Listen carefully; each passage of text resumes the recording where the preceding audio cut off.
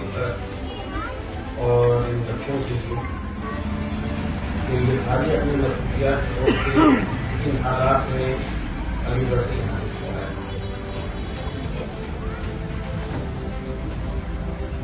इज्जतनाम मोहम्मद शाहिद सदर साहब, जावेद अख्तर साहब, मौलाना उमर जेपी साहब, जावेद मोहसिन हाजी, हमारे फिरोज साहब और नसीब साहब, जो मेरे बड़े भाई बहुत जमाने से इस लेवल की एजुकेशन के साथ बोल रहे हैं। मेरा कभी इत्तेफाक नहीं हुआ इन बच्चों के साथ बोलने का। मेरा ताल्लुक हायर एजुकेशन से रहा है, लेकिन हाल ये है कि जो मैं समझता हूँ वो मैं जरूर एक दो बातें आपके सामने अर्ज करना चाहूंगा। पहली बात तो ये है कि आज यहाँ आके मुझे मेरे अंदर सुरयानी आ गई। वजह दो है। एक तो ये बच्चे, इन बच्चों के अंदर कितनी एनर्जी होती है कुछ भी कर सकते हैं। और दूसरे हमारे बड़े भाई फिरोज सदर साहब, अभी हम लोग की देर पहले बातें कर रहे थे कि साहब इनके अंदर हरकत बहुत एनर्जी है। मैंने जब से इनको देखा है तब से इनको ऐसे ही पाया। जहां भी कहीं इस टाइप के मौके आते थे, फिरोज सदर साहब हमेशा सबसे आगे होंगे। जब तक अलीगढ़ में रहे बहुत काम किया, कुछ वजूहात की वजह से अलीगढ़ छोड़ के दिल्ली गए, वहां भी बहुत काम किया। और फिर यहाँ वापस आने के बाद मुझे बड़ी खुशी है कि अब जो भी कुछ है इनके पास वो अपने लोगों में बांट रहे हैं।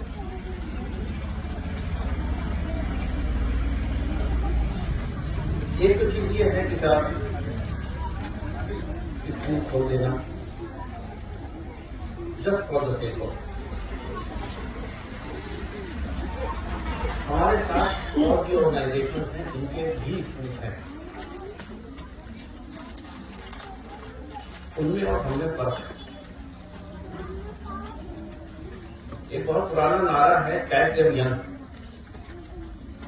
और वो सही है, बिल्कुल हकीकत।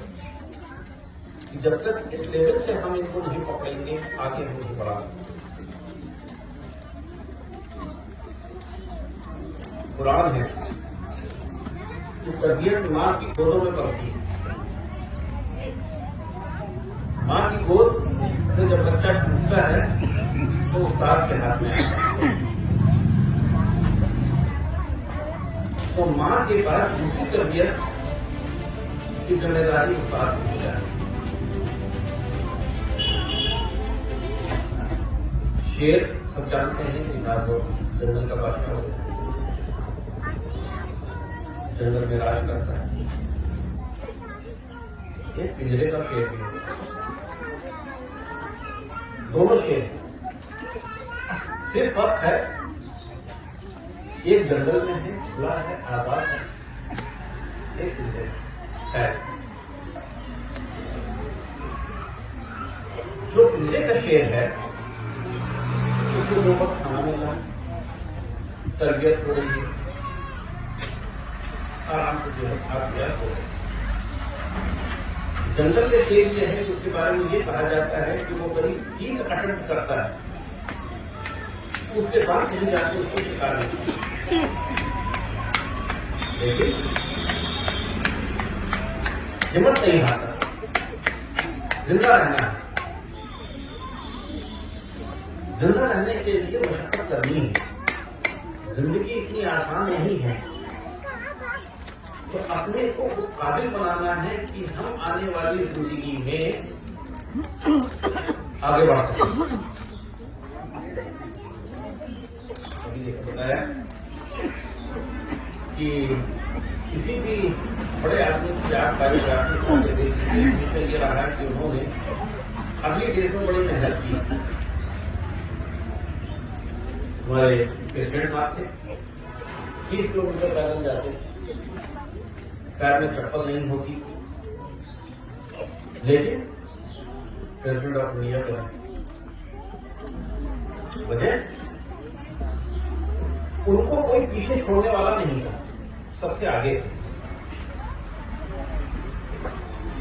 यही जज्बा हमारे अंदर होना है कि हमारे बच्चे जब तक उस काबिल नहीं होंगे तब तक हमारा मुआवजा नहीं होगा।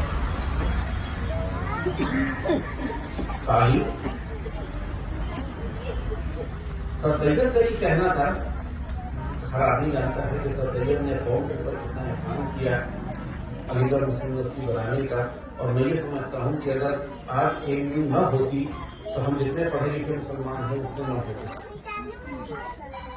लेकिन वो अलीगढ़ मुस्लिम यूनिवर्सिटी बनी। सर सैयद ने यह सोचा कि साहब मुसलमानों की फलाही तब तक नहीं हो सकती जब तक कि इनके अंदर तालीम ना आए। उन्होंने आगे किया, आप सबको पता है कि उन्होंने कितनी मेहनत की, कितनी दुश्वारियां उनके साथ, लेकिन वो सारी दुश्वारियों के बावजूद वो पीछे नहीं हटे।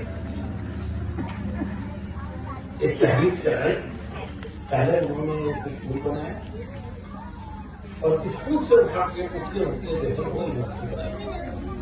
जिस तरह सा मैं आपकी तवज्जो चाहूंगा कि देखिए, जब तक कि वो अस्त नहीं है तब तक हम अपने को कामयाब नहीं कह सकते। इस स्कूल से जुड़े हुए मैं सारे हजरात से ये कहना चाहूंगा कि ये स्कूल कायम कर देना कोई बहुत बड़ी बात नहीं है, लेकिन इसको सस्टेन करना,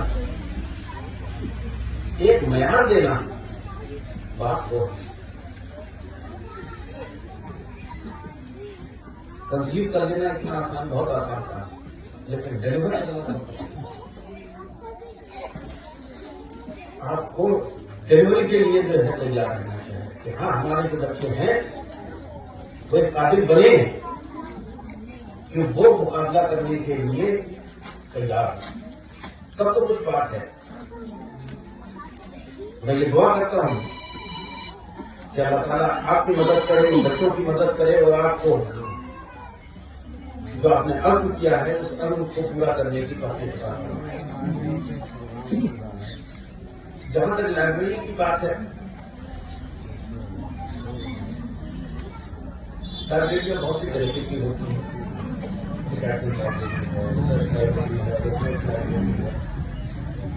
हम बाकी लाइब्रेरियों की बात नहीं करते, हम बच्चों की लाइब्रेरी की बात करते हैं। ये जो माना है वो नॉलेज का माना, जिसको जितनी ज्यादा नॉलेज है वो कामयाब। आपने एक इम्तिहान में देखा होगा, 50 बच्चे हैं, उसमें से इन्हीं बच्चों में से कोई फर्स्ट आता है, कोई सेकंड आता है, कोई थर्ड आता है और कोई फेल भी होता है। फर्क सिर्फ इतना होता है कि साथ किसी बच्चे ने 1 घंटा मेहनत की, किसी ने 2 घंटे की और किसी ने बिल्कुल नहीं की। दूसरे की किसी ने एक किताब से पढ़ा, किसी ने नोट्स बनाने के लिए 2 किताबें, किसी ने जो है वो ज्यादा बताया। तो वहां भी जो मेन फैक्टर आता है वो नॉलेज के ही आता है। अब आज के जमाने में ये कहा जाता है कि ये जो हमारा मोबाइल है, हर चीज तो इसके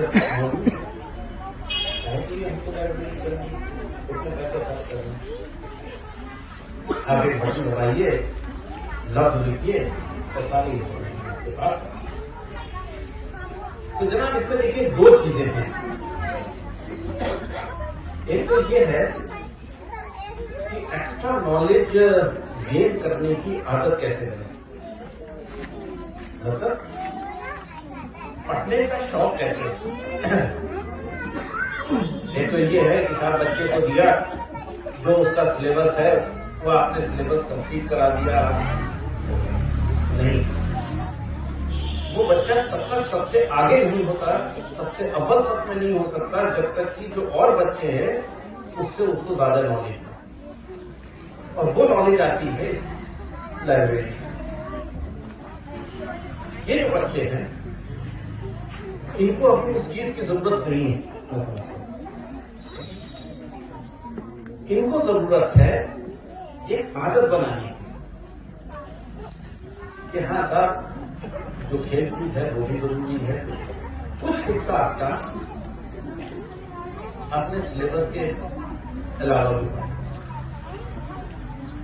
वो काम से आपकी लाइब्रेरी में हो सकता है। फिर साहब मैं आपकी तरफ से पढ़ूंगा। देखिए अब ये कैसे होगा, बच्चे शरारती हैं। यहां पे आप देख लीजिए सारे बच्चे जो हैं कोई कुछ कर रहा है, कोई कुछ कर रहा है, कोई कुछ कर रहा है, कोई करने चाहिए वो करेंगे। हमको ये सोचना है, हमें ये मेरी तजवीज है कि इन बच्चों को कम से कम 1 घंटा जो है जरूर ले जाइए अपनी लाइब्रेरी में। वहां एक बड़ा हसास टीचर हो, जो शरीयत भी हो, जज्बा भी हो और इसका जिम्मेदारी ले सके। बच्चों को टैकल करना बड़ा मुश्किल काम, बहुत मुश्किल काम। इनको शुरू में तो इसका असर नहीं होगा, लेकिन हाँ कुछ दिन के बाद जो है इसका असर होना शुरू होगा। आप उनके शौक की चीजें दीजिए, जैसे अभी कहा किताब इनको कॉमिक्स दीजिए, कुछ और किताबें दीजिए, उर्दू में दीजिए, हिंदी में दीजिए, सब दीजिए, बाकी चीजों की जरूरत नहीं है। इससे जो है इनके अंदर एक हो सकता है कि एक जज्बा आ जाए कि हाँ सब कुछ एडिशनल पढ़ते हैं।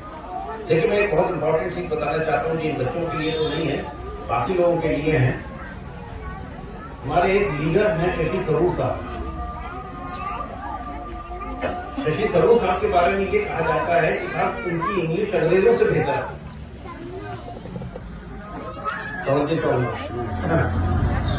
उनके बारे में ये कहा जाता है कि साहब उनकी अंग्रेजी अंग्रेजों से बेहतर है, और जो वो बोलते हैं तो अंग्रेजों को भी डिक्शनरी खोल के देखना पड़ता है कि साहब इस लफ्ज का मतलब क्या है। लेकिन जो लिखा गया कि साहब ये बताइए कैसे किया। उन्होंने कहा कि साहब बचपन में मुझको अस्थमा था, जब सारे बच्चे खेलते थे तो मैं किताबें पढ़ता था। तो ये चीज जो अंग्रेजों का जमाना, तो ये चीज जो उनके अंदर आई वो सिर्फ इसलिए आई कि साहब उनको बचपन से शौक हुआ, बाकी चीजें उनको हटा के और कुछ चीजें पढ़ती। तो ये है इस लाइब्रेरी की अहमियत। जितना इन बच्चों को कम से कम जो है मतलब सब चीज करके, लेकिन ये है कि आधा घंटा 1 घंटा इनको जरूर लाइब्रेरी में ले जाएं, वहां इनकी अपनी जो शौक की चीजें हैं उनको रखें। मैं बहुत ज्यादा तो इस बारे में नहीं करता हूं, लेकिन ये है कि नींद चंदन पास के साथ मैं अपने बड़े भाई फिरोज साहब का आप सबका किया जा सकता हूँ।